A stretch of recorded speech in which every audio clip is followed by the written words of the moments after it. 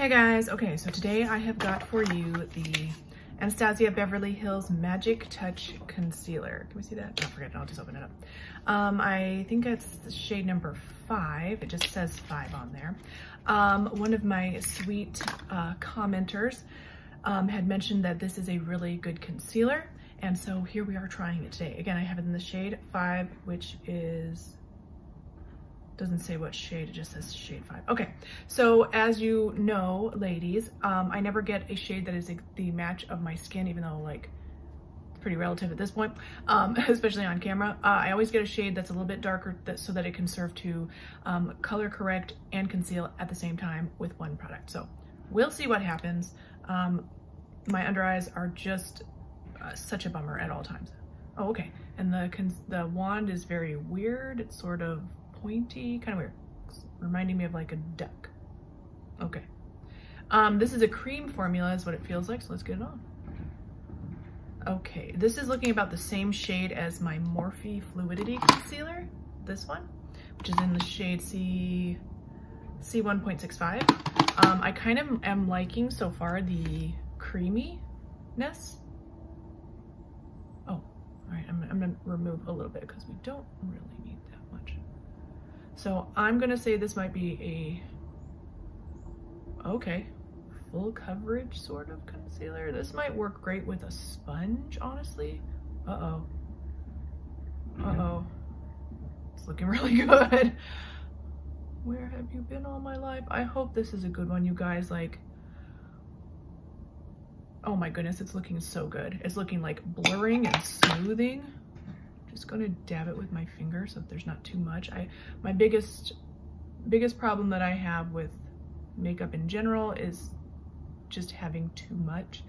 And I'm not looking to highlight and contour and all that. I'm looking to cover up and conceal the hyperpigmentation and severe darkness that I have underneath my eyes. And this is looking so good. I might have to kiss the commenter after this one if this becomes my new favorite, which I'm hoping. Like, I'm always hoping for a new favorite that I can say this is the concealer. Biggest bummer though is the price. It is Anastasia after all. I'm looking for a mirror. Let's take a look, shall we? Can you guys see? Doesn't it look pretty? Looks good. Oh yeah. Trying to get so that the light isn't shining directly on it, because sometimes then it makes it look better than it actually looks in real life. So I'm gonna give this a thumbs up so far. It's looking really good. Let's just do the other side and we'll just see. I didn't think honestly that I would like it being a cream, but I think I kind of do. All of my other foundations are just, I don't know what you would consider them. They're just a little less creamy than this. Now this is the true test, ladies. If I could ever finish a complete thought, that would be great. But I think I'm liking the creaminess of this concealer. But the true test is right there.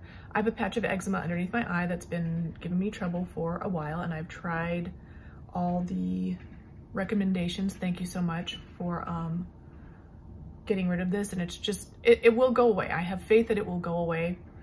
It's just taking longer than I wanted. But can you see? You can see that patch right there. Like, maybe, I don't know if you guys can see it. Let me try and stay on that beam of light, but like, and the reason why I'm pointing this out is because if you have very dry under eyes, this might not work for you.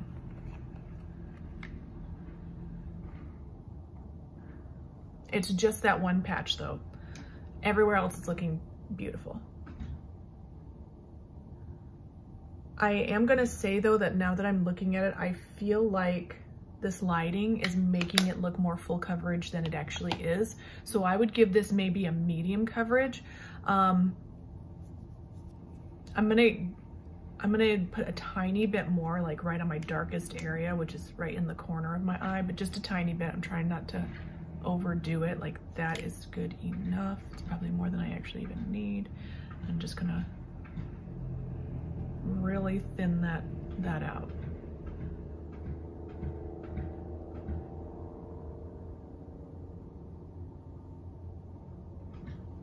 Right, so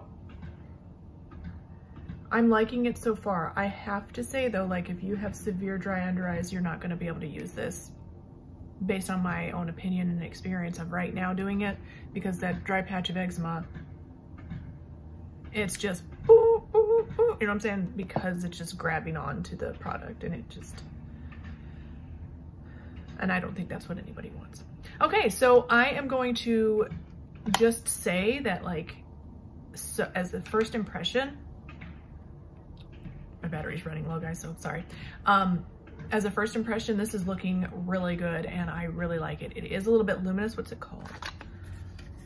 Magic Touch Concealer.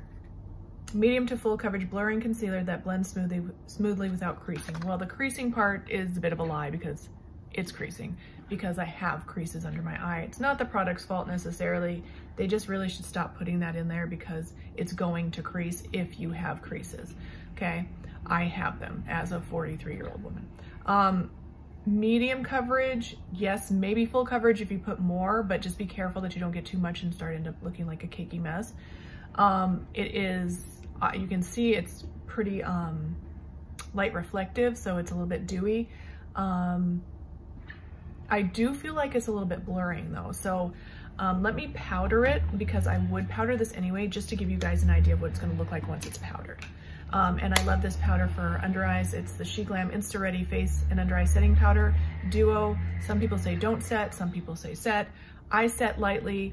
That's just what I'm going to do forever, so please don't give me like a moral, there's no right or wrong here. This is just what I do, and I like the way it looks on me, even at my age.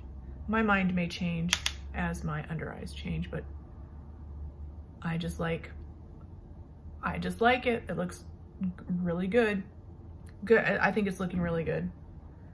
Really, really good. Again, not the product's fault, but it is grabbing onto that bit of eczema. Now I have to have under eye concealer, so it's not like I can just not put it on there. So that's something you're gonna have to think about. And to be perfectly honest, every other concealer that I have is catching on this dry patch. So this isn't any worse than any of the other ones. So, and I have to, again, I have to have under eye concealer on to conceal my under eyes if I'm wearing makeup. So, all right, thank you guys so much for watching. I will wear this for the rest of the day, update any new thoughts that might come to me in the description.